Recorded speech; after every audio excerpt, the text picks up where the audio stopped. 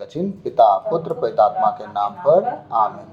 सर्वशक्तिमान महान परमेश्वर पिता, हम आपको धन्यवाद देते हैं, राजाओं के राजा प्रभुओं के प्रभु प्रभु यीशु मसीह, पिछली रात के लिए, आज के दिन के लिए, इस शाम रात के लिए पिता हम धन्यवाद देते हैं कि आपने अब तक हमें जीवित, सुरक्षित और अचानक मरण से बचाया। हर अप्रिय घटना से, हर दुर्घटना से, हर एक्सीडेंट महामारी से बचाया, उसके लिए धन्यवाद पिता। आज तक जो भी हमसे मन वचन कर्म से अपना कर्तव्य पूरा ना करने से हमसे पाप गुनाह हुआ हो, उसके लिए हमें क्षमा कीजिए, दया कीजिए, कृपा कीजिए, हमें दंड ना दीजिए, हमारे कर्ज गुनाह अपराध क्षमा कीजिए, ताकि हम आपके कहे अनुसार जीवन जिए, पाप गुनाह से दूर रहे, पवित्रताई और खराई में चल सके, इस योग बनाइए प्रभु। इस घर के लिए मैं प्रार्थना करता हूँ, जो तेरे बेटे बेटियों के लिए प्रभु तूने रहने के लिए स्थान दिया है पिता, तेरे घर में प्रार्थना का घर बनाया है परमेश्वर, इसके लिए धन्यवाद देते हैं प्रभु। इस घर के चारों ओर अपने स्वर्गदूतों का दीवार लगाइए। आपका वचन कहता है प्रभु अपने भक्तों के चारों ओर स्वर्गदूतों का डेरा लगाता है पिता। इस घर के चारों ओर स्वर्गदूतों का डेरा लगाइए। कोई भी दुष्ट की युक्तियां, दुष्ट की बातें, दुष्ट का गर्ज, ओ परमेश्वर, उसकी चाल न इस घर में, न इस घर के लोगों में, न हम सब में कभी काम करने पाए प्रभु। सफलता तेरे नाम से हमें मिले। ओ प्रभु, तेरी दया, तेरी कृपा, तेरे अनुग्रह की दृष्टि हम पर लगी रहे। तेरे कहे अनुसार हम जीने, चलने, उठने, बैठने वाले बने, पाप गुनाह सदा दूर रहे, पवित्रताई और खराई में चल सके, इस योग बना। ओ प्रभु, धन्यवाद हो, धन्यवाद, धन्यवाद, धन्यवाद, धन्यवाद, धन्यवाद, धन्यवाद यीशु। आपकी तारीफ हो, महिमा हो, प्रशंसा हो, बड़ाई हो, आपकी जय जयकार हो। आपको धन्य धन्य धन्य कहते, राजाओं के राजा प्रभुओं के प्रभु प्रभु यीशु मसीह। आपके जैसा न तो कोई था, न कोई है, न कोई होगा। आप आदि और अंत, अल्फा ओमेगा, मार्ग, सत्य, जीवन। आप जीवन की ज्योति, आप जीवन की रोटी, जीवन का जल, मुक्ति का कटोरा है प्रभु। ओ महान परमेश्वर, आप दया के सागर, दया के धनी हैं, अति करुणामय परमेश्वर है पिता। हम धन्यवाद धन्यवाद धन्यवाद देते हैं, राजाओं के राजा प्रभुओं के प्रभु प्रभु यीशु मसीह। आपकी तारीफ हो, तारीफ हो, तारीफ हो, महिमा हो, महिमा हो, महिमा हो, प्रशंसा हो, बड़ाई हो। ओ पिता, दया कर, दया कर, दया कर, दया कर, दया कर। ओ परमेश्वर, हम चालीसा काल में जाने वाले हैं परमेश्वर पिता। ओ परमेश्वर पिता, हम प्रार्थना करते हैं इस चालीसा काल में परमेश्वर, जब हम प्रवेश करें खुदावन। ओ परम प्रधान परमेश्वर, दानियल जिस दिन ओ परमेश्वर प्रार्थना की घोषणा किया, जिस दिन वो दरवाजा बंद किया और तेरी उपस्थिति में आया परमेश्वर, उसी दिन तूने उसके लिए वो स्वर्ग खोला खुदावन। और परमेश्वर, तेरे दूत उनके पास उतरे और उनके प्रार्थना का उत्तर दिए। ओ परमेश्वर पिता, हम प्रार्थना करते हैं, जब हम कल तेरे नाम से परमेश्वर अपने उपवास में जाएं, सच में परमेश्वर हमारे जीवन की सारी बातों को तेरे हाथों में देते हैं। जिस रीति से तुझे पसंद आए, हम उस रीति से तू हमें चला परमेश्वर। हमारी इच्छाएं नहीं, हम में तेरी इच्छाएं पूरी हो। सारी आदर तुझे देते हैं। जब तेरे भजन और गीत को गाएं, हमारे जीवन से तुझे महिमा मिले। प्रार्थना बिनती यीशु के नाम से बाप से मांगते हैं, सुनिए और दया से ग्रहण कीजिए, आमीन। तेरे ही मार्गों पर चलूं, तेरी महिमा मैं गाऊं। तेरे ही मार्गों पर चलूं, तेरी ही महिमा मैं गाऊं। तेरे ही सामने झुकूं और पीछे ना हटूं। मैं केवल तुझसे प्रेम करूं, मैं केवल तुझसे प्रेम करूं। मैं केवल तुझसे प्रेम करूं और पीछे ना हटूं। मैं केवल तुझसे प्रेम करूं, मैं केवल तुझसे प्रेम करूं। मैं केवल तुझसे प्रेम करूं और पीछे ना हटूं। हाथों को उठाकर तेरे चरणों में आकर सजदा करता हूँ तुझे। हाथों को उठाकर तेरे चरणों में आकर सजदा करता हूँ तुझे।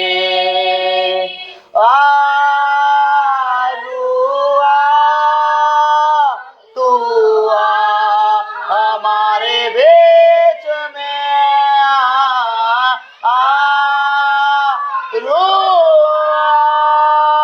तू हमारे बीच में थैंक यू लॉर्ड। आपकी उपस्थिति के लिए धन्यवाद हो प्रभु। आपकी उपस्थिति के लिए सच में प्रभु हम आप ही के सामने झुकेंगे। ओ खुदावन हम धन्यवाद धन्यवाद धन्यवाद धन्यवाद देते हैं खुदावन। ओ प्रभु आपके जैसा ना कोई था ना कोई है नहीं होगा परमेश्वर। ओ पूरा पराखी विशिया नकाराला हाथोरो लोबोरी गादाराला बा निम्रोहोरी खताराला हसा खताराला बारियान दे लेबे। धन्यवाद के साथ स्तुति गाऊंगा ऐ यीशु मेरे खुदा। उपकार तेरे हैं बेशुमार, कोटि कोटि स्तुति धन्यवाद। धन्यवाद के साथ स्तुति गाऊंगा ऐ यीशु मेरे खुदा।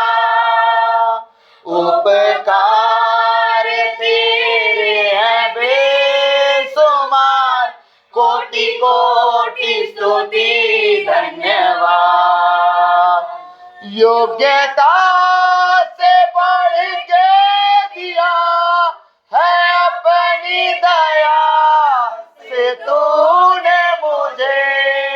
अपने जीवन को याद करें, उन पलों को याद करें जिन दिनों में जिन जीवनों को हम जी पाए हैं और जी के यहाँ तक पहुंचे हैं। उन दिनों को याद करें कि हम ऐसे कर्म में थे जिसे सच में इंसान तो कर नहीं बता सकते थे। सोचिए खुदा ने माफ कर दिया।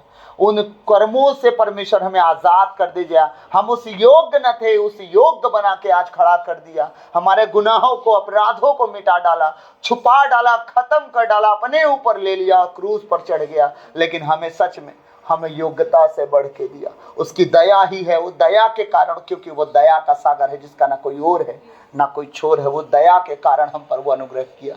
योग्यता से बढ़ के दिया है अपनी दया से तूने मुझे। Thank you Lord Jesus.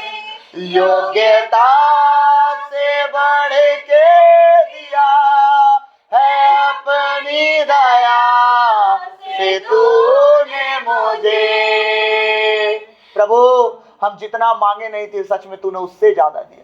हम गुनाहों में थे, हम तुझसे मांगते रहे खुदा हमारे गलतियों को, हमारे गुनाहों को, हमारे तकलीफों को, हमारी बीमारियों को ठीक कर दे। लेकिन तूने हमारे मांगने से ज्यादा दिया। मांगने से ज्यादा मिला मुझे, आभारी हूँ प्रभु मैं।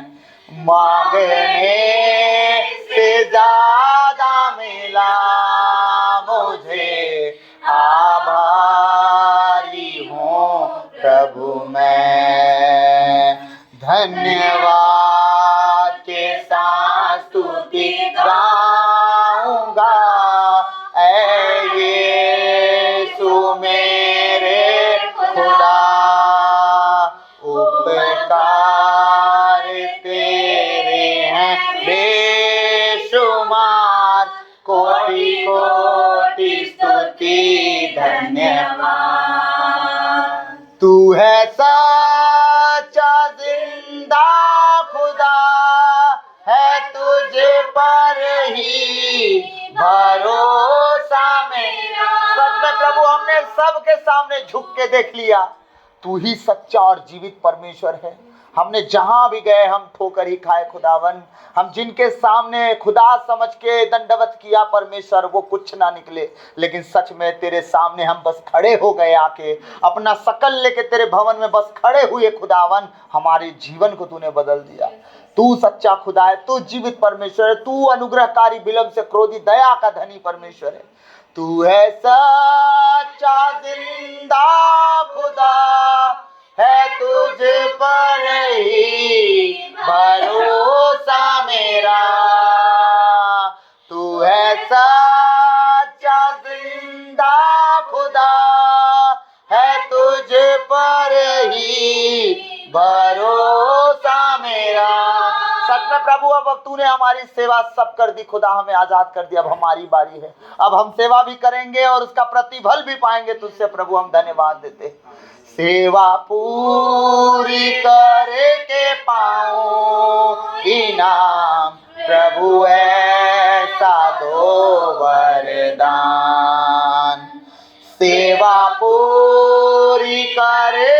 पाऊं बिना प्रभु ऐसा दो वरदान। धन्यवाद के साथ स्तुति गाऊंगा यीशु मेरे खुदा। तुझे सारे तेरे बेशुमार मोटी कोटि स्तुति। धन्यवाद के साथ धन्यवाद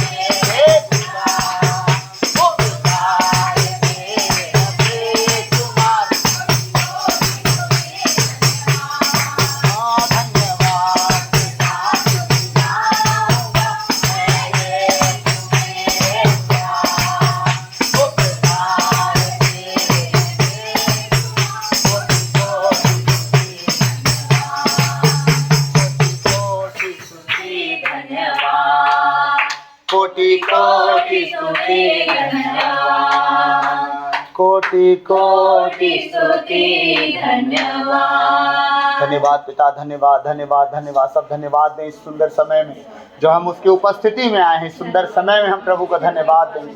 उसने हमें अपने घर से संभाल बचा के लाया और उसकी नाम की महिमा के लिए हमें इकट्ठा कर लिया। लोग चाहते चाहते चाहते ही रह जाते हैं और उसकी महिमा भी नहीं कर पाते, लेकिन सच में प्रभु आज धन्यवाद के योग्य हैं कि उसने हमें इकट्ठा कर लिया ताकि हम उसके 40वें काल में पहुंचने से पहले हम आज उसके नाम का धन्यवाद कर पाएंगे। ओ खुदा तेरा महिमा हो, परमेश्वर महिमा हो, प्रशंसा हो, बड़ाई हो। हर वो शैतानी ताकतें हमारे जीवन से खत्म हो, हर वो दुष्ट युक्तियां हमारे जीवन से खत्म हो।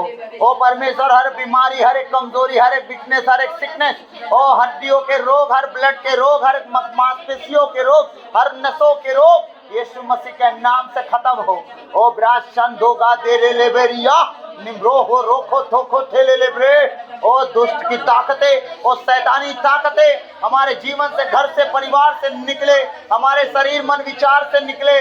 ओ परमेश्वर हर वो भटकाने वाली आत्माएं जो घर में घुसती है और प्रार्थना से, अपने फोकस से, अपने गोल से, अपने लक्ष्य से भटकाती हैं, यीशु के नाम से ओ जले स्वर्ग की आग से खुदावन। रागा डाला ब्रागा डाना मा शाखा ठाला ले ब्राहा से खेठे खेठेले ओ ब्राहा सोरो होंदोरो लोबो।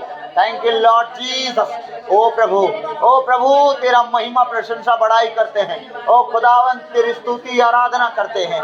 तेरी दया तेरी कृपा हम पर बनी रहे। ओ प्रभु मेरे मुख पर पहरा बिठा, मेरे होठों के द्वार की रखवाली कर। आज बोलने वाला मैं नहीं, पवित्र आत्मा जी मैं आपका स्वागत करता हूँ। हमारे बीच में आइए, मुझ में होकर अपने वचनों के द्वारा बातचीत कीजिए। सारी आदर आपको देते हुए यह प्रार्थना विनती यीशु मसीह के नाम से अब्बा पिता आपसे मांगते हैं। सुनिए और दया से ग्रहण कीजिए। आमीन आमीन आमीन आमीन आमीन। हालेलुया। आज हमारा विषय है उचित उपवास। ठीक है, इसायास नबी का ग्रंथ अध्याय 58। ठीक है, 1 से लेके आगे देखेंगे। आइए प्रभु का वचन निकालें जल्दी जल्दी। हालेलुया। तो आज वचन का शीर्षक है आदर्श उपवास और विश्राम दिवस। क्या क्या? आदर्श उपवास और विश्राम दिवस। इसायास नबी का ग्रंथ अध्याय 58। तो मेरे साथ 1 से लेके 5 तक और 10 से लेके 12 तक आज का वचन हम देखेंगे। तो पढ़ा जाए, किसी को मिला तो पढ़ेंगे।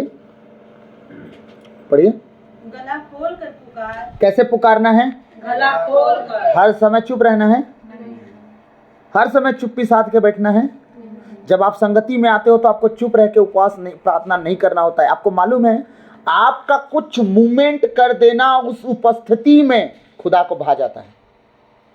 एक बीमार लंगड़ा कुछ भी हो, अगर आराधना के बीच में वो कोशिश बस कर दे कि आज खुदा मैं तेरे लिए खड़ा होकर तेरे महिमा करना चाहता हूँ, गला खोल के तेरे नाम की स्तुति करना चाहता हूँ, मेरा परमेश्वर उसे चंगाई देता है। वही लोग गवाही देते हैं। सही है? गला खोल कर क्या कर? पुकार। प्रभु ईश्वर यह कहता है पूरी शक्ति से पुकारो। मेरे रोमन बाइबल में लिखा है पूरी शक्ति से क्या करो? पुकारो। पूरी शक्ति क्या होती है? तुम्हारे पेट के अंदर जितना हवा तुम भरते हो, सांस लेके जब तुम्हारे मुंह से आवाज निकले, चाहे वो हालेलुया, चाहे हर धन्यवाद यीशु, हाँ कुछ भी निकले, तो तुम पूरी रीति से अंदर से पेट के कोर को भी टाइट कर दो, हवा इतना निकल जाए कि कुछ ना बचे। समझ पा रहे हैं क्या कह रहा है वचन? कहने का मतलब इसका इतना गहराई से वो कह रहा है प्रभु ईश्वर यह कहता है पूरी शक्ति, अधूरी शक्ति नहीं, आधा शक्ति नहीं, पूरी शक्ति से पुकारो। और उस बाइबल में लिखा है गला खोल कर पुकारो। गला खोल कर कैसे पुकारते हैं? हालेलुया, धन्यवाद। किसी का तो मुंह नहीं खुलता है। ये वचन फालतू लिखे हुए हैं। क्यों बोलता हूं बार बार? कोई चुप ना रहे, कोई चुप ना रहे, कोई चुप ना रहे, क्योंकि परमेश्वर की उपस्थिति जब होती है मुझे पता रहता है कि अभी गवाहियां आ सकती हैं। अगर तुम चुप रहोगे तुम गवाही लेके नहीं जाओगे। समझ पा रहे हैं? हालेलुया। और कह रहा है तुरही की तरह अपनी आवाज ऊंची करो। कैसे? तुरही कैसे बजती है? धीरे से नहीं, तुरही पूरा दम लगा के फूका जाता है और बड़े साउंड करती है, दूर तक उसका आवाज गूंजता है। सही है? कह रहा प्रभु, कह रहा तुरही की तरह अपनी आवाज ऊंची करो, मेरी प्रजा को उसके अपराध और याकूब के वंश को उसके पाप सुनाओ। आज अगर यही चीज अगुआ कर दे तुम्हारे गुनाह, तुम्हारे पाप के विषय में बता दे, कलीसिया आना छोड़ देता है, उन लोगों के बीच में बैठना छोड़ देता है, उस संगति में आना छोड़ देता है, उस फादर को पसंद करना छोड़ देते हैं, उस ब्रदर को देखना नहीं चाहेंगे। उनकी गलती अगर बता दिए ना, परमेश्वर का वचन कह रहा हम नहीं गलती किसी की बताते कि पाप करना छोड़ दो, व्यभिचार करना छोड़ दो, नशा करना छोड़ दो, बुराई करना छोड़ दो, लूटना छोड़ दो, घूस लेना छोड़ दो, हम नहीं बोलते। बाइबिल कहती है इन सारी बातों को, और यही चीज बता दिया जाता है। जो उस कर्म में रहते हैं उनको बड़ी बुरा लग जाता है, फिर वो आना नहीं चाहते, प्रार्थना में घुसना नहीं चाहते, बड़ी मुश्किल से आए भी थे उन्हें लग जाता है ताना, क्योंकि वो अपना कर्म छोड़ना नहीं चाहते। और उचित उपवास अगर जीवन में किसी को चाहिए तो इस सब कर्म से अलग होना पड़ेगा, जो आज मैं बताने जा रहा हूँ। हालेलुया। कह रहा है मेरी प्रजा को उसके अपराध और याकूब के वंश को उसके पाप सुनाओ। याकूब का वंश कौन है? बस 12 जन। हम सब याकूब के वंश में आते हैं, याद रखिएगा। उसी याकूब में से यीशु मसीह आए हैं ना। अब यीशु मसीह में से हम सब हैं, समझ पा रहे हैं? अब हम सब उसकी औलाद है, तो क्या कह रहा है? उसके पापों को, उसके औलादों को सुना दो। अब हमारे जीवन में अगर कुछ गलती गुनाह है, अगर हम सब जानते हैं गलती क्या है, गुनाह क्या है, फिर भी हम गलती कर रहे हैं, तो हमारे जैसा बेईमान खुदा के सामने कोई नहीं मिलेगा। हम इतने बेईमान हैं। फिर समझ पा रहे हैं कि नहीं समझ पा रहे हैं? हालेलुया। तो प्रभु का वचन क्या कह रहा है? पढ़ेंगे, आप भी पढ़िए दीदी, तब ना आपको भी समझाऊंगा उस बाइबल से। गला खोल कर पुकार, कुछ न रख छोड़, नरसिंगे का सा ऊंचा शब्द कर, मेरी प्रजा को उसका अपराध अर्थात याकूब के घराने को उसका पाप पूरा का पूरा जता दे। तो अब जब प्रचारक खड़ा होता है वेदी पर, या वो आराधक लोग जब खड़े होते हैं वेदी पर, तो क्या चुप रह के गाते हैं? उनको देखिएगा, कलीसिया से ज्यादा वो लोग चिल्लाते हैं, कलीसिया से ज्यादा पुकारते हैं, वो ज्यादा बजाते हैं, ज्यादा गाते हैं। क्यों? क्योंकि उन्हें पता है कि आज मुझे क्या करना है। अगर मैं ही ना करूंगा तो कलीसिया तो और सुस्त पड़ी रहेगी। हाँ, फिर जब वो प्रचारक आता है प्रचार करने, तो उनकी कमियों को भी दिखाते हैं, देखो तुम्हारे अंदर कुछ कमियां हैं। अगर प्रचारक ये बोले कि कोई नहीं, प्रभु ने सब माफ कर दिया है, आपको लगता है सच में आप जो करोगे चलता जाएगा, प्रभु सबको क्षमा करते रहेगा, फिर आपको आशीष दान वरदान मिलते रहेंगे, आप अपने कर्मों में पड़े रहो, सब क्षमा कर देगा?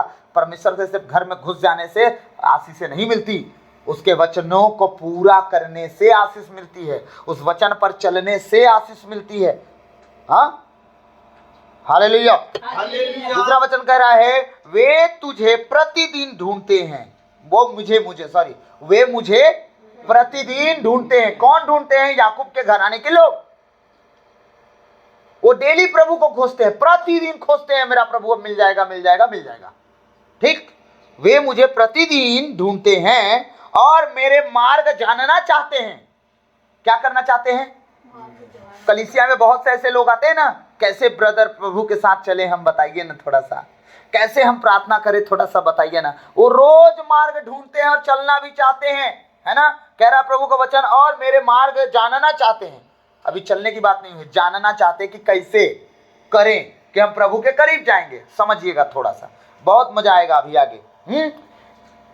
एक ऐसे राष्ट्र की तरह जिसने धर्म का पालन किया हो। ये कैसे जानना चाहते हैं और कैसे परमेश्वर के पास आना चाहते हैं मालूम है? कैसे ढूंढते हैं? ऐसे राष्ट्र की तरह। कैसे राष्ट्र की तरह? जिसने धर्म का पालन किया हो, उसकी तरह ये करना चाहते हैं। इनकी सोच ऐसी है कि हम ऐसा करना चाहते हैं, लेकिन असल बात ऐसा है ही नहीं। समझ पा रहे हैं ना? ऐसा बात है ही नहीं। वो सिर्फ शब्दों से खुदा को ढूंढ रहे हैं, समझे? वो सिर्फ शब्दों से परमेश्वर को ढूंढ रहे हैं, ठीक, और शब्दों से ही परमेश्वर के मार्ग को जानना चाह रहे हैं। और किस तरह जानना चाह रहे हैं? जिस तरह एक ऐसी पवित्र प्रजा हो जो सच में परमेश्वर के धर्म को पालन करती हो, उस तरह ये मान रहे अपने आप को। आपके सामने बताते हैं, सामने आके कि बताइए हम कैसे करें, हमें तो आता ही नहीं, हम क्या करें, हमें तो आता ही नहीं।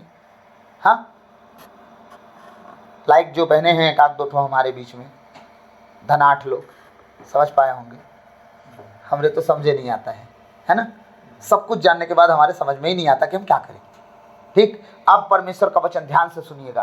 कह रहा है ऐसे राष्ट्र की तरह जिसने धर्म का पालन किया हो। ऐसे वो लोग आते हैं तुम्हारे पास, हमारे पास, है ना। अब कह रहा है और अपने ईश्वर की संहिता नहीं भुलाई हो। अपने ईश्वर की संहिता को क्या ना किया हो, लोग ने भूला ही ना हो। ऐसे वो आते हैं तुम्हारे पास पूछने कि बताओ हम क्या करें, हम प्रभु के पास कैसे आएं। ऐसे आते हैं जैसे कि धर्म का पालन करने वाला कोई अच्छी प्रजा होती है ना, उस तरह आते हैं। और ऐसे आते हैं जैसे कि कभी संहिता को ये भूले ही ना हो, संहिता पर ही चलते हैं। ऐसे आते हैं लोग मेरे पास। इस वचन को समझ पा रहे हैं कि नहीं? हालेलुया। एक बार आप फिर से पढ़िए दीदी, दूसरा वचन। वे प्रतिदिन मेरे पास आते और मेरी गति जानने की इच्छा, मेरा चाल चलन, मेरा सब काम जानने की इच्छा ऐसे रखते हैं मानव धर्मी लोग हैं। मानव वो क्या है? धर्मी लोग। थोड़ा सा इसमें थोड़ा कंफ्यूज हो जाता है, जो नया व्यक्ति रहेगा समझ नहीं पाएगा। क्लियर हो गया ना उसमें? वो ऐसे आते हैं मेरी गति जानने, जैसे कि वो बड़ी धर्मी हैं। असल में वो धर्मी नहीं है, एक नंबर के ढकोसलेबाज है। वो कह रहा है परमेश्वर, मैं नहीं कह रहा हूँ, बाइबल कह रही है। मेरी गति जानने तो आते हैं कि ब्रदर, फादर जी, सिस्टर कैसे चले प्रभु के संग, की बताइए हमारा रास्ता क्लीन हो जाए, प्रभु के हम करीब आ जाए। ऐसे आते हैं पूछने जैसा बड़ी धर्मी हो। आगे, जिन्होंने अपने परमेश्वर के नियमों को नहीं टाला। ऐसे धर्मी बनते हैं जैसे कोई लोग अपने परमेश्वर के नियम को कभी नहीं टाला ना, वैसे धर्मी बनते हैं लोग। वे मुझसे धर्म के नियम तो पूछते और परमेश्वर के निकट आने से प्रसन्न होते। वो परमेश्वर के निकट आने से बड़ी खुश होते हैं। नियम भी पूछते हैं, क्या करें हम, कैसे चले हम। परमेश्वर के निकट हम जा रहे हैं, बड़ा अच्छा लग रहा है, बड़ी आनंद। और लहर उफान कहते हैं ना, तुम वचन तो सुने लेकिन शैतान चुरा के ले गया। उफान के साथ आता है, लहर की तरह आता है, खूब ताली बजाते हैं, खूब हालेलुया गाएंगे, रोएंगे, पिटेंगे, फिर चल देंगे, वही जीवन फिर जिएंगे। हाँ, आगे। वे कहते हैं क्या कारण है कि हमने तो उपवास रखा। अब बताओ, अब उनके सवाल शुरू। रुक जाइए, मैं पढ़ूंगा थोड़ा सा, 2 से फिर से पढ़ूंगा।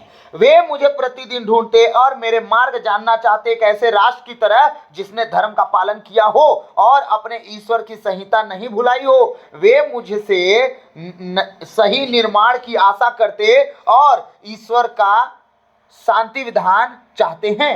ठीक है, वे कहते हैं, वे क्या कहते हैं अब हम पढ़ेंगे। पढ़िए, वे कहते हैं क्या कारण है हमने तो उपवास रखा। कह रहा है प्रभु का वचन, वे कहते हैं हम उपवास क्यों करते हैं जब तू देखता भी नहीं।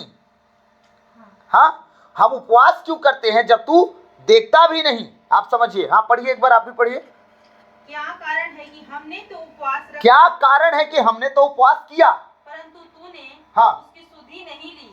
हमारे उपवास की तूने क्या नहीं की।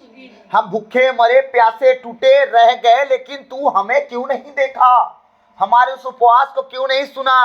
किसी एक दिन के उपवास में बाइबल हिस्ट्री छाप दिया, 3 दिन के उपवास में पूरी यहूदी कौम बच गई। 21 दिन के उपवास में पूरे यहूदी लोग नबूकदनेस्सर के चंगुल से छूट गए। अब समझना, बड़े बड़े काम हुए, लेकिन हम तो उपवास किए, लेकिन तू क्यों नहीं सुना। ये पूछा जा रहा है। कौन पूछ रहा है? यही इजरायली प्रजा। अब समझ पा रहे हैं, वचन तक पहुंचे सही? कौन है ये लोग? गैर जातियों की बात हो ही नहीं, दूर दूर तक नहीं हो रही। अपनी प्रजा की बात कर रहा है खुदावन, याकूब के घराने की बात कर रहा है वो। हालेलुया। क्या वचन समझ में आ रहा है आप लोग को? आगे। हमने दुख उठाया। हमने क्या किया? दुख उठाया। कह रहा है हम तपस्या क्यों करते हैं जब तू ध्यान भी नहीं देता। हमने दुख उठाया और परंतु तूने कुछ ध्यान नहीं दिया। हम पश्चाताप, हम तपस्या भी कर रहे हैं पर तू ध्यान ही नहीं देता। अब वो कहना क्या चाह रही प्रजा, हम क्या कर रहे, दुख उठा रहे ना खा के। हम क्या कर रहे, दुख उठा रहे स्वादिष्ट भोजन ना करके। हम दुख उठा रहे पानी टाइम से ना पी करके। हम दुख उठा रहे क्या करके, थोड़ी देर बैठ के बाइबल पढ़ लिए, थोड़ी देर बैठ के प्रार्थना कर लिए। हम उसमें दुख उठा रहे हैं पर तू हमारा ध्यान नहीं देता। ये कौन शिकायत कर रहा है? इजरायली प्रजा। अगर प्रभु पूछेगा ना तो उनके दिमाग काम नहीं करेंगे कि तुम्हारे दिन भर के दिनचर्या में क्या चल रहा है। क्यों? अभी जवाब मिल जाएगा, उस सारे सवालों का जवाब प्रभु दे देगा। आगे। सुनो, उपवास के दिन। सुनो, देखो, उपवास के दिनों में तुम अपना कारोबार करते और अपने सब मजदूरों को कठोर परिश्रम लेते हो। अपने मजदूरों से क्या लेते हो तुम? कठोर परिश्रम लेते हो। अब देखिए, आ गए ना हम लाइन पे, क्यों खुदा नहीं सुनता। अब आप पढ़िए उसी लाइन को जो पढ़ रही थी। सुनो, उपवास के दिन तुम अपनी ही इच्छा पूरी उपवास के दिन तुम किसी और की नहीं, परमेश्वर की नहीं, बाइबल की नहीं, अपनी ही इच्छा पूरी करते हो। इसलिए तुम फंसे हुए हो, यही कुंडी अटक गई है तुम्हारी। ना ऊपर जा पा रहे हो ना नीचे आ पा रहे हो, हैंगर में अटक गए हो, बस हवा में लटक के तैर रहे हो कि क्यों कुछ नहीं हो रहा है। हाँ, उपवास के दिन तुम्हें कैसे जीवन जीना है तुम उसको भूल गए हो। क्या करते हो तुम उपवास के दिन? अपनी इच्छा पूरी करते हो। उपवास में है, सबको बताओगे पहले हम उपवास में हैं, तो ज्यादा भारी भरकम काम मत बताना घर वालों, ठीक है। थोड़ा हम रेस्ट करेंगे, अभी अपनी मर्जी चल रहा है, रेस्ट कर रहे तो थोड़ा आंख बंद करेंगे क्योंकि बाइबल नहीं पढ़ेंगे क्योंकि थकान लग रहा है ना। देखते जाइए, इसके बाद घर में कोई काम करने वाला उसको दुगना सताएंगे, क्यों? क्योंकि यहाँ डिप्रेस्ड भी रहेंगे। किस बात को लेकर? हम उपवास हैं, समझ पा रहे हैं? आपके घर में कोई काम करने वाला है तो उसे डबल कठोर देंगे दंड, और काम करवाएंगे, और ये भी कर दे, एक गिलास पानी भी ला के दे दे, तू कर रही है तो करते रहना, फिर ला के दे दे एक गिलास पानी, है ना। उपवास के पहले आप सब कर लेते थे अपने काम अपने हाथ से, लेकिन जो मजदूर है घर में आपके काम करने वाला, उसका भी हाथ बटा देते थे जब उपवास में नहीं थे, लेकिन जब उपवास में आए तो दुगना उससे काम लेने लगे। परमेश्वर नहीं चाहता, वो चाहता है तुम भी हल्का बोझ उठाओ, वो भी हल्का बोझ उठाओ, उसका भी काम कम कर दो, उस पर रहम करो उपवास के दिनों में। हालेलुया। कह रहा देखो उपवास के दिनों में तुम अपना कारोबार करते और अपने सब मजदूरों से कठोर परिश्रम लेते हो, कठोर परिश्रम तुम लेते हो। आगे हाँ, चौथा वचन, सुनो तुम्हारे उपवास का फल हाँ यह होता है कि तुम्हारे उपवास का फल यह होता है कि, सुनो ध्यान से, हाँ, तुम आपस में लड़ते झगड़ते और दुष्टता से घूसे मारते। दुष्टता से क्या करते हो? घूसे मारते। ठीक। तो क्या चालीसा काल में लोग घर में चिड़चिड़ाते नहीं हैं, गुस्सा नहीं होते होंगे? अरे आप 4-10 जन हम लोग बैठे हैं तो हम सब धर्मी, इसका मतलब पूरे इजरायली कौम धर्मी है? परमेश्वर का वचन गलत हो गया क्या? हाँ, इसमें जो लिखा है बात गलत हो सकता है।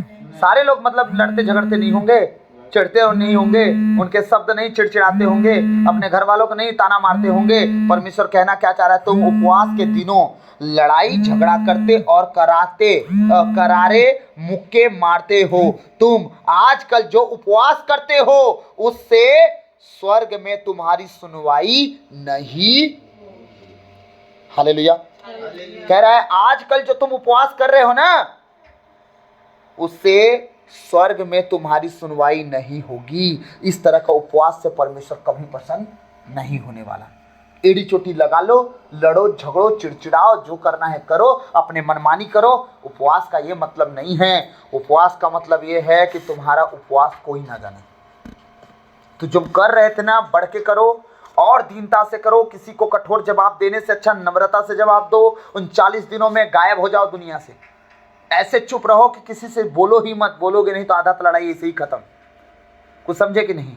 चुप रहना शुरू कर दो। जितना ज्यादा हो सके प्रभु को स्मरण करते हुए अपना काम करते रहो, बस काम करते रहो, काम करते रहो। 5वां वचन क्या कह रहा है? पढ़ेंगे जल्दी। जिस उपवास से मैं प्रसन्न, अब वो कह रहा है क्या मैं इस प्रकार का उपवास, ऐसी तपस्या का दिन चाहता हूं जिसमें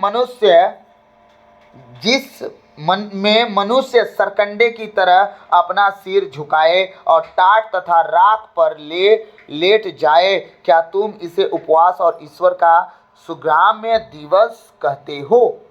परमेश्वर क्या कहना चाह रहा है? हाँ, आप भी पढ़ लीजिए। जिस उपवास से मैं प्रसन्न होता हूं, जिस उपवास से, वो कह रहा है कि किस उपवास से मैं प्रसन्न होता है। अब सुनो, जिस उपवास से मैं प्रसन्न होता हूँ, अर्थात जिसमें मनुष्य स्वयं को दीन करे, जिसमें मनुष्य क्या कर ले? खुद को छोटा कर ले। परमेश्वर इस उपवास से प्रसन्न होता है कि मनुष्य अपने आप को छोटा कर ले। लड़ने झगड़ने वाला कौन व्यक्ति है? घमंडी, अपने आप को बड़ा मान लेता है। लेकिन जिस उपवास से परमेश्वर प्रसन्न होता है, उससे प्रसन्न होता है कि वो आदमी अपने आप को छोटा कर ले। हाँ, राजा अहाब कितना बुरा राजा होने के बाद भी जब उसको पता चला कि मैं निपट जाऊंगा, वो ऐसा 5 गुना, बाइबल कहती है 5 गुना दिन बन गया। वो कहता है, बाइबल का वचन कहता है कि वो जो चला करता था ना, कोई उसकी आवाज नहीं सुनते थे। टाट ओढ़ लिया था, राख में बैठ गया था, और वो जब दबे पांव चलता था, दबे पांव, जब पैदल चलता था ना, दबे पांव, किसी को आवाज सुनाई ना दे। मैं पिछले साल अपने नीचे टाट बिछाना, क्या सिर को झाऊ की तरह झुकाना, हाँ, और अपने नीचे टाट बिछाना, और राख फैलाने ही को तुम उपवास और यहोवा को प्रसन्न करने, परमेश्वर को प्रसन्न करने का दिन कहते हो? क्या इसी को बोलते हैं कि तुम झाऊ जैसे मुंडी झुका लो, बाल बिखेर लो, राख लपेट लो, हैं? इसी को तुम उपवास कहते हो? परमेश्वर कहता है ऐसे उपवास से मैं कभी खुश नहीं होता। तुम्हारी दीनता कहाँ गई? तुम तो बाहरी चोला अपना तैयार कर रहे हो ना, तुम्हारा हृदय तो लड़ झगड़ रहा है भाई। हाँ, अगर तुम ये जो कर रहे हो अगर छोटे बन के कर दो, मैं क्या बोलूं क्या कर जाओगे तुम। हालेलुया। दानियल 21 दिन प्रार्थना में गया तो क्या राख लपेट के गया था? टाट ओढ़ा वो, राख लपेटा वो, जो किया होगा, लेकिन याद रखिएगा वो खुद को दीन किया था, सबसे पहला काम। इसलिए परमेश्वर कहता है ऐसे उपवास से मैं खुश नहीं होता। तुम आपस में लड़ो, गुस्से मुक्के मारो। हाँ, मैं जिस उपवास से प्रसन्न होता हूं कि तुम क्या करो, खुद को छोटा बनाओ। पहले सबसे पहला काम खुद को, मैं बता रहा हूं, जब तक आपके अंदर नम्रता और दीनता नहीं आएगी, आप जीवन भर खुदा के साथ नहीं चल पाओगे, आप खुदा में नहीं बढ़ पाओगे। आप लिख के ले लो, आप कभी भी तरक्की नहीं करोगे। आपके अंदर वो जो चिड़चिड़ापन, ईर्ष्या, जलन, क्रोध, डाह, है ना, बहुत सारी बातें जो घूमते रहते ना, युद्ध कराते रहती, चिड़चिड़ाते रहते, अंदर ही अंदर घूमते रहते ना, वो आप एक नंबर के आपके अंदर लग गया है दीमक और आपको खाए जा रहा, आप लकड़ी हो, याद रखना। और आप कभी प्रभु में नहीं बढ़ सकते। बहुत सी बातों को ना पीना पड़ता है, चुप रहना पड़ता है, खा जाना पड़ता है। मैं आप सबसे एक विनती करूंगा, प्रभु दिल में डाल रहा है, इस 40 में जो आपका राख बुध शुरू हो जाएगा, उस दिन से जितने लोग आपका दिल दुखाए होंगे, प्रभु के सामने आके बोलिएगा, प्रभु मैं उन्हें माफ करता हूं, मैं उन्हें माफ करती हूँ। ठीक है? जितने लोगों का आपने दिल दुखाया होगा, प्रभु से कहिएगा, प्रभु मुझे आप माफ करिए।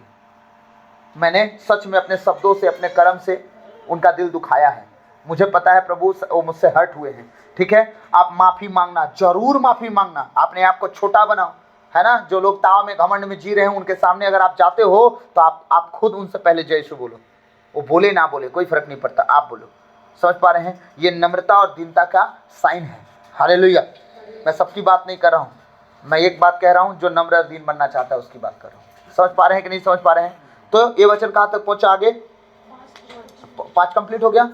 हाँ, प्रभु क्या बोले? 7वां वचन पढ़ेंगे थोड़ा सा। क्या वह यह नहीं है कि अपनी रोटी भूखों को बांट, अपनी रोटी आप कर दो, भूखों को दे दो। अनाथ और मारे मारे जो लोग फिर रहे हैं, अपने घर में ले आओ। किसी को नंगा देखकर हाँ, वस्त्र पहनाना, बेघर दरिद्रों को अपने यहाँ ठहराना, जो नंगा है उसे कपड़े पहनाना, और अपने भाई से मुंह नहीं मोड़ना। अपने भाई से मतलब हमारे जो ईसाई भाई बहन हैं, अगर उनकी दुर्गति दिख रही है तुम्हें तो उनसे अपना मुंह ना मोड़ना। कौन अपना भाई? सगा भाई का बातें नहीं हो रहा है, पूरे कौम की बात हो रही है, जितने प्रभु के लोग हैं। अगर वो दीन दरिद्र दिख रहे हैं, अगर आप उनकी कुछ मदद कर सकते हो, बिल्कुल अपना मुंह मत छुपा लेना, कह रहे अभी उनके लिए कुछ करना पड़ेगा ना। ऐसे उपवास से हमारा परमेश्वर प्रसन्न होता है। कहता है अपनी रोटी भूखों के साथ खाना, अपने बेघर दरिद्रों को अपने यहाँ ठहराना, जो नंगा है उसे कपड़े पहनाना, और अपने भाई से मुंह नहीं मोड़ना। हालेलुया। कुछ समझे कि नहीं समझे? अपने भाई से मुंह ना मोड़ना। अब आते हैं हम, अगर आप इस तरह जीवन जीने वाले अगर बन जाते हैं तो अब आशीषों देखेंगे कि क्या मिलेगा कि नहीं देखेंगे? इसके बाद आशीष क्या क्या मिलेगी? अब 10वां वचन से शुरू करेंगे हम, 10 से 12। उदारता से हाँ, भूखे की सहायता करें, उदारता से भूखे की सहायता करें, और दीन दुखियों को संतुष्ट करें, और दीन दुखियों को क्या कर दे? संतुष्ट कर दे। हाँ, तब अंधियारे में तेरा प्रकाश चमकेगा, तब अंधियारे में तेरा प्रकाश चमकेगा, और तेरा घोर अंधकार दोपहर का सा उजियाला हो जाएगा। अब ये बात बड़ा ध्यान से सोच लीजिएगा थोड़ा सा। क्या किसके लिए क्या किए हो, और क्या कर पा रहे हो, और क्या करना चाहते हो, क्या कर लोगे जिस दिन ये हो जाएगा? ठीक है? तब परमेश्वर कह रहा है, वो कह रहा है कि यदि तू भूखों को अपनी रोटी खिलाओगे, यदि तुम भूखों को रोटी अपनी खिलाओगे और पददलितों को तृप्त करोगे, तो अंधकार में तुम्हारी ज्योति का उदय होगा। तुम्हारे ऊपर अंधकार में क्या हो जाएगा? ज्योति चमकेगी तुम्हारे ऊपर। दुनिया अंधेरे में होगी ना, लेकिन तुम चमकोगे। समझ पा रहे हैं? तुम्हारे ऊपर ज्योति का उदय, तुम चमकोगे, और तुम्हारा अंधकार दीन का प्रकाश बन जाएगा। तुम्हारा जो अंधकार है, जो संसार शैतान तुम पर अंधकार लाके बैठ जाता है ना, वो तुम्हारे दिन के प्रकाश की तरह हो जाएगा। तुम न ठोकर खाओगे, ना गड्ढे में गिरोगे, ना कभी भी किसी तरह से तुम्हारा हानि होगा, परमेश्वर ऐसा कर देगा। आगे वचन क्या कर रहा है, 11 वचन, यहोवा तुम्हें हाँ। लगातार लिए चलेगा, परमेश्वर कह रहा है प्रभु निरंतर तुम्हारा पथ प्रदर्शन करेगा, वह मरुभूमि में भी तुम्हें तृप्त करेगा और तुम्हें शक्ति प्रदान करता रहेगा। देखते जाओ, आप देखते जाओ, आशीषों को देखते जाओ। हाँ, वो कह रहा है जब तुम इस तरह को उपवास करोगे तो सुन लो कि मैं तुम्हारे साथ क्या करूंगा। प्रभु निरंतर तुम्हारा पथ प्रदर्शन करेगा। पहला क्या करेगा, तुम्हारे आने जाने में सहायता मदद करेगा। वो निरंतर, वो ना झपकी लेता है ना उठता है। हम तो 12 घंटा भी सो लेते हैं, वो 1 सेकंड नहीं सोता। कुछ समझे कि नहीं समझे? वो निरंतर हमारा पथ प्रदर्शन करेगा, कहां ना कैसे जाना, कहां रुकना, कहां नहीं रुकना, सब कुछ। हालेलुया। और दूसरा आशीष, वह मरुभूमि में भी तुम्हें तृप्त करेगा। क्या करेगा वो? तुम जहां कुछ नहीं मिलने वाला किसी को, एलिया को गुफा में भी खाना खिलाने वाला परमेश्वर है। 3.5 साल तक उसका ध्यान रखा वो। कुछ समझे कि नहीं समझे? वो कौआ खाना पहुंचाने वाला व्यक्ति बन गया। कुछ समझे? वो कह रहा मरुभूमि में, रेगिस्तान जैसे इलाके में अगर तुम पहुंच गए, दुनिया खाए बिन मर रही होगी, तुम्हें खाना खिलाएगा वो, तुम्हारे लिए कौआ बना के किसी को भेज देगा। हालेलुया।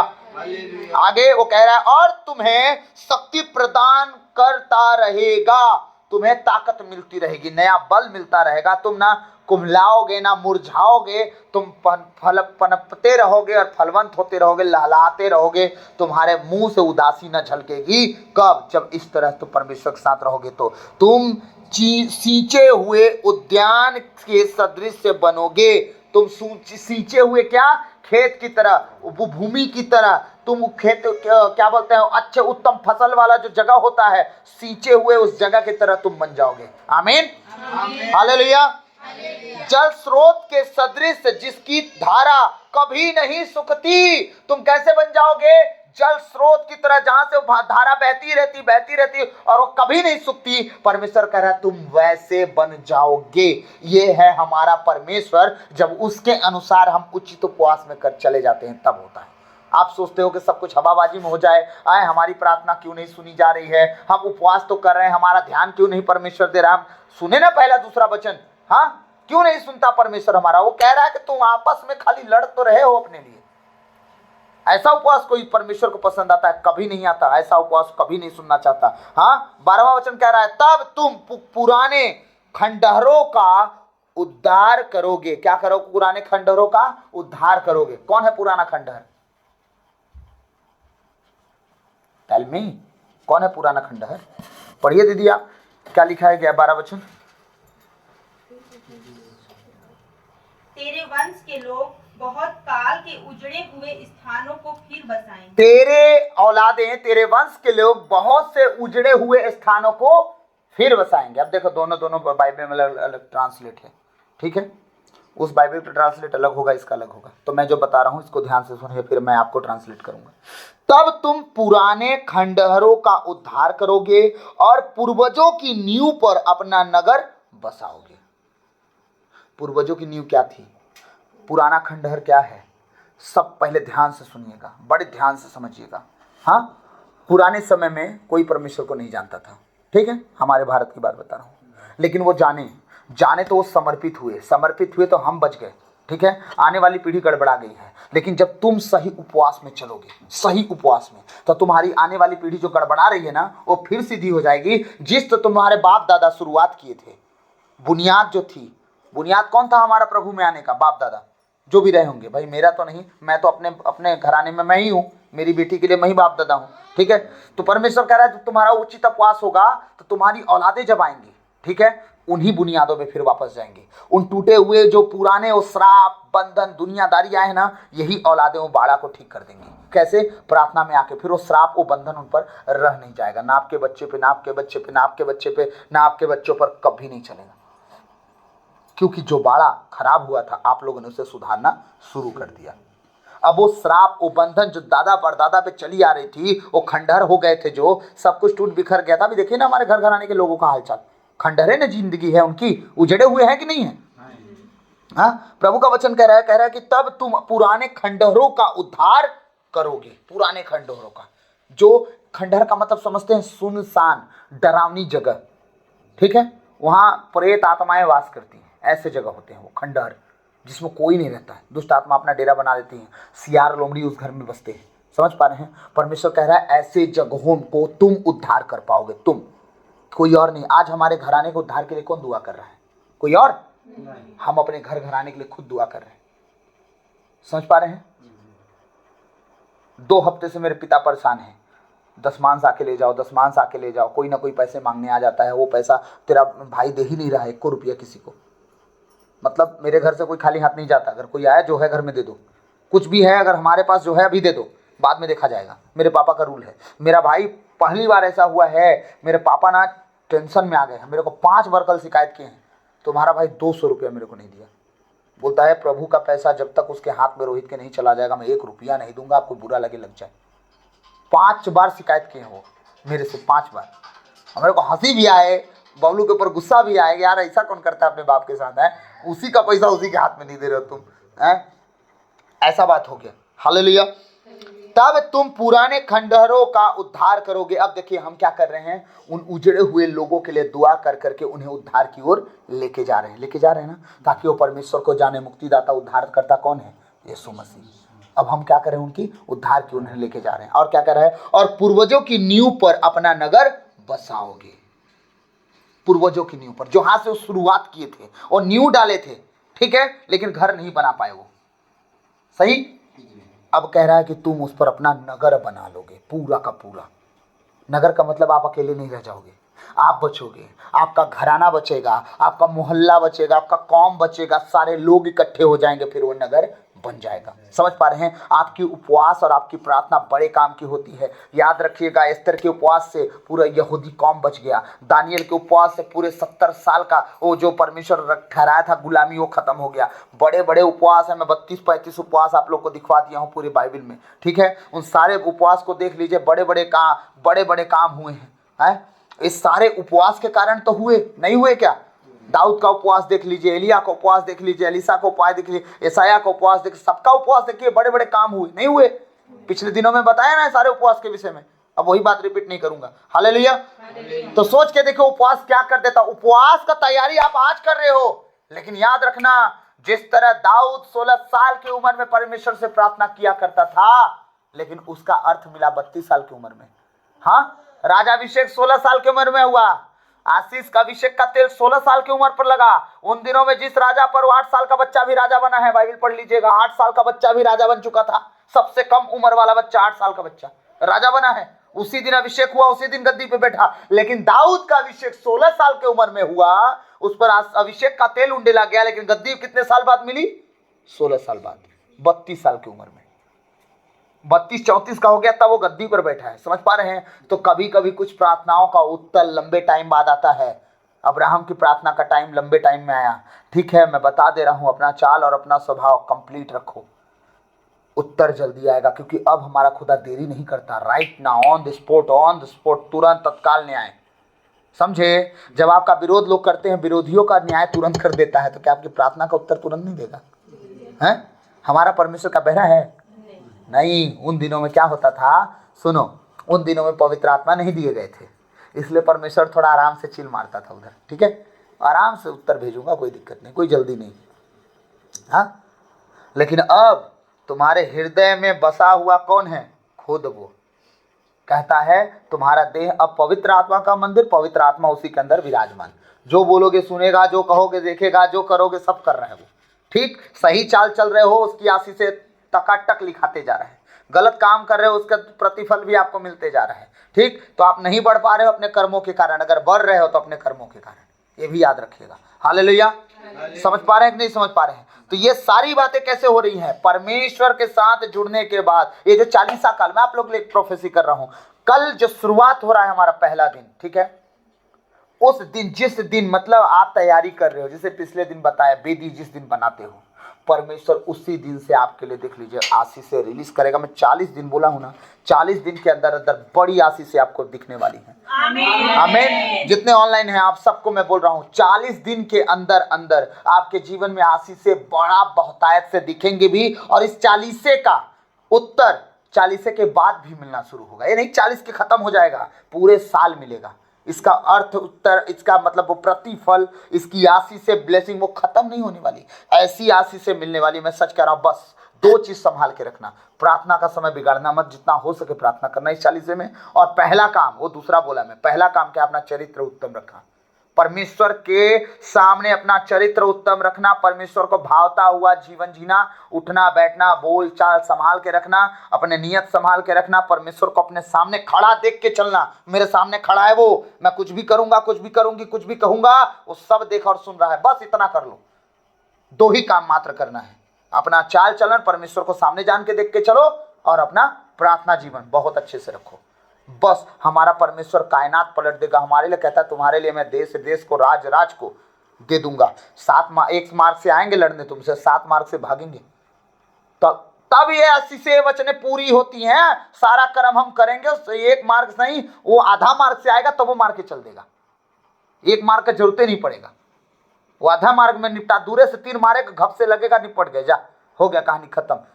लेकिन अगर तुम्हारा उत्तम व्यवहार, उत्तम चाल, परमेश्वर के साथ बने रहने वाला जीवन है, मैं कह रहा हूं ना, वो आएंगे, दिखेंगे, परेशान करते भी समझ में आएंगे, लेकिन ऐसा गायब होंगे ना कि आप ढूंढोगे पर पाओगे नहीं। वो राशन सिद्धा बोलता हूं ना मैं, हैं, राशन सिद्धा लेके घूमेंगे ना, प्याज लहसुन जीरा टमाटर धनिया चावल गेहूं दाल आटा, तब वो नहीं मिलेंगे। 1 महीना का राशन लेके जाएंगे तब वो कहाँ भुला गए। ये परमेश्वर है, हम अपने लोगों के ऐसी रक्षा करता है। तो क्या आज का वचन समझ में आया? उत्तम उपवास क्या है, परमेश्वर किस उपवास से खुश होता है, समझ पाए? हम लास्ट ही लाइन पढ़ देते हैं एक बार। तब तुम पुराने खंडहरों का उद्धार करोगे और पूर्वजों की नींव पर अपना नगर बसाओगे। तुम 4 दीवारी की दरारें पाटने वाले और टूटे फूटे घरों के पुनर्निर्माण निर्माता कहलाओगे। कह रहा है तुम अगर 4 दीवारी है ना, तो उस घर को पाट दोगे, बराबर कर दोगे। वो 4 जन जो होते हैं ना घर में, उनके अंदर जो गहराई हो गई है, खाई हो गई है, आपस में मेल मिलाप नहीं हो पा रहा है ना, उन्हें तुम पाट के क्या कर दोगे, बराबर कर दोगे। जो टूटे फूटे क्या हैं, वो टूटे फूटे घर हैं, टूटे फूटे जो घर हैं, खराब हो गए हैं, उन्हें क्या कर दोगे, तुम क्या कर दोगे? कह रहा है परमेश्वर, उन्हें पुनर्निर्माण कर दोगे। कब हो जाएगा? जब तुम प्रभु में होगे, तब तुम्हारी बातें ना उनके घर में काम करेगी।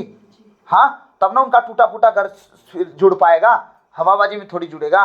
तो ये प्रभु है, वो प्रभु के काम में आ जाओ, प्रभु सब कुछ बदल देगा आपके द्वारा। आपके घराने, बगल वाले के घराने, आजू बाजू के घराने, सबके जीवन को बदलना चाहता है। एक ही जन को इस्तेमाल करेगा ना, 10 जन को थोड़ी इस्तेमाल करेगा। 10 जन को इस्तेमाल कर देगा तो पूरा, देख लीजिए 11 चेले थे, 400 करोड़ लोग को खींच लिए अपनी ओर, यीशु मसीह की ओर। सही है ना? अब देख लीजिए क्या है। इसीलिए परमेश्वर जो कहता है उसको करना है। तो प्रभु आज के इन वचनों के द्वारा हम सबको आशीष दे। आमीन।